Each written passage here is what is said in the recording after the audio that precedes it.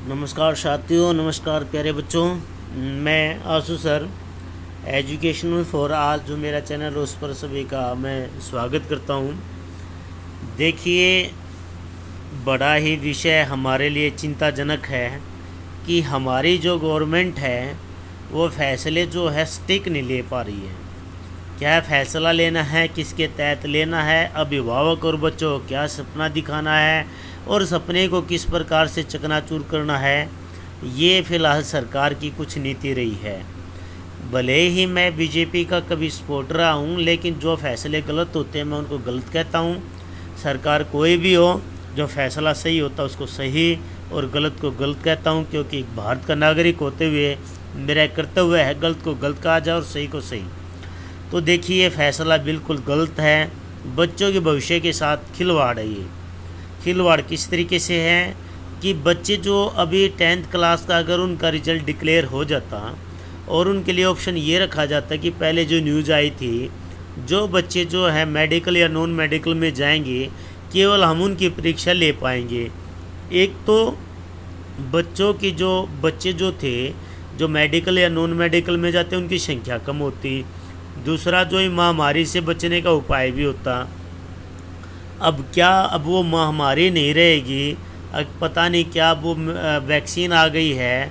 सरकार कुछ भी जो है अभी कोई तर्क सही नहीं दे रही है।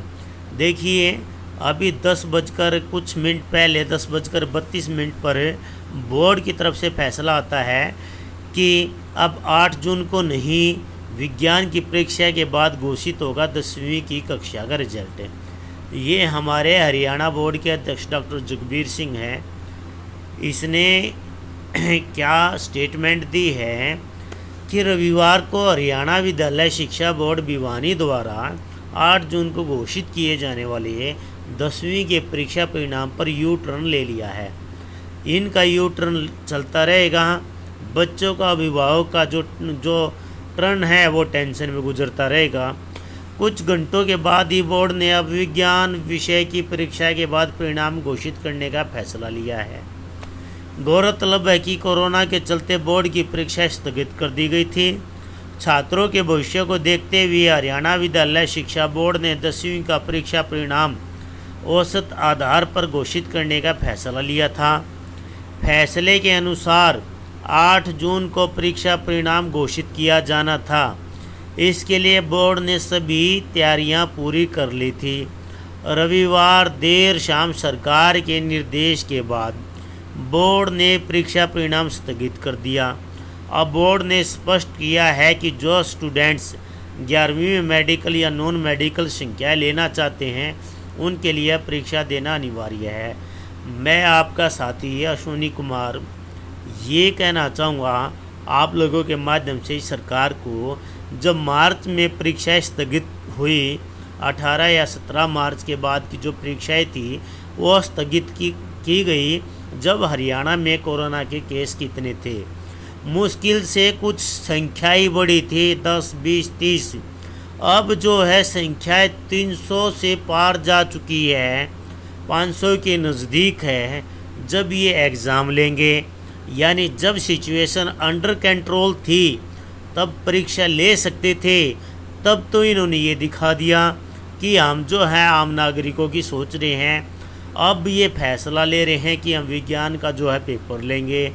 इतनी बड़ी तादाद में 10वीं और 12वीं की जो हरियाणा में है, लगभग 8 से 10 लाख बच्चे परीक्षाएं देते हैं। अब मुझे ये समझ में नहीं आ रहा, मुझे क्या तमाम उन अध्यापकों को, उन अभिभावकों को ये समझ में नहीं आएगा क्या अब सरकार ने ऐसा कौन सा ट्रीटमेंट ढूंढ लिया है कि हमारे बच्चे जो हैं जाएंगे एग्ज़ाम में वो सेफ रहेंगे। क्या उनके लिए सुरक्षा रहेगी? जब थे सुरक्षा, लोग सचेत हुए थे, मार्च में एग्ज़ाम लेते, लॉकडाउन लग जाता, बात ख़त्म हो जाती, रिज़ल्ट डिक्लेयर हो जाता।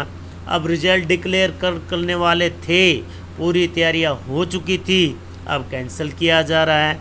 पता नहीं गवर्नमेंट क्या चाहती है, किस आधार पर। या तो ये तरीका हो सकता है, मुझे जो लगता है इन माय व्यू, कि सरकार ने या तो रिज़ल्ट बहुत अच्छा दिया गया है कि बच्चे फेल ना हुए हों।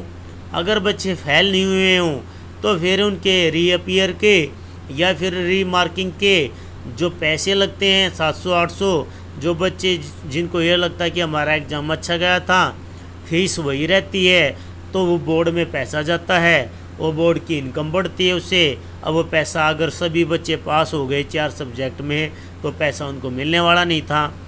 इस बेस पर कि साइंस की परीक्षा वाकई में अहम होती है। प्यारे बच्चों, मेरा ये मानना है कि परीक्षा तो अहम होती है। जब गवर्नमेंट जॉब में जाओगे तो 10वीं क्लास की साइंस में से ही आपका चाहे IAS का एग्ज़ाम हो, उसमें से 70% जो है 10th की साइंस और ये मैथ से ही आता है। तो आप लोगों को तो परीक्षा देनी चाहिए, लेकिन सरकार अब किस तरीके से करेगी, किस तरीके से नहीं करेगी। प्यारे बच्चों, आप पढ़िए, आप मन लगा के पढ़िए, जो होगा वो अच्छा ही होगा। अपनी सुरक्षा का इंतज़ाम खुद कर लीजिए। जब आंकड़ा बढ़ गया है तो ये कई लाख बच्चों को पेपर भी दिलवा देंगे। जब आंकड़ा कुछ नहीं था तो लॉकडाउन करके बैठ गए। सिचुएशन अब अंडर कंट्रोल बता रहे हैं, अंडर कंट्रोल कैसे आउट ऑफ कंट्रोल हो गई है। गांव में केस मिल रहे हैं, समझ में नहीं आता कैसे क्या होगा। सभी ऐसे ही बैठे हैं, हम इनके लिए आगे पीछे भागते रहते हैं, ये करो वो करो, लड़ते झगड़ते रहते हैं। मेरा ये मानना है कि अभी जो है इसके साथ ही मैं और कुछ भी चीज़ें आप लोगों को शेयर करना चाहूँगा। मुझे ये लगता है कि हमने प्रधानमंत्री PM फंड में और CM जो है, हर एक स्टेट के CM के पास करोड़ों में अरबों के पास लोगों ने डोनेशन दी। एक ये भी मुद्दा उठता है, इन माय व्यू, अगर लगाया भी है सरकार ने, मान लेता हूँ, तो इतना सारा पैसा लगाया कहाँ है? इतना सारा पैसा जो लोगों ने डोनेट किया वो कहाँ गया है? क्या बच्चों के ऊपर लगा रहे हैं? क्या बच्चों का परीक्षा जो ली जाएगी वहाँ कुछ ऐसा माहौल क्रिएट करेंगे कि बच्चे सुरक्षित रहेंगे? मुझे ये मानना है कि अब हमारे हाथ में ही सुरक्षा है। अगर एग्ज़ाम होता है, आप तैयारी कीजिए, सरकार का फैसला है, पता नहीं कब क्या कर ले क्या नहीं कर ले। लोग इसको मुद्दा बनाएंगे, सही को सही, गलत को गलत कहना मेरी आदत है।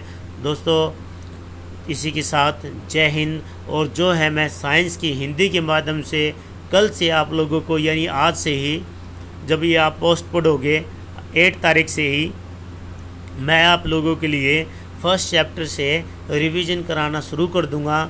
आप मेरे साथ बने रहिए और हमारा काम है पढ़ने का, मेहनत करेंगे। हमारा एग्ज़ाम हो ना हो वो बाद की बात है। हमारा काम, माता पिता ने हम पर पैसे लगाए हैं, हमसे उम्मीद लगाई है, हमें उनके सपनों को पूरा करना है, हमें पढ़ना है, जोश के साथ पढ़ना है। जो फैसला होगा वो देखा जाएगा। तो प्यारे बच्चों, जुट जाइए, मेहनत करिए, विश्वास के साथ पढ़िए, खुश रहिए, मस्त रहिए। जय हिंद।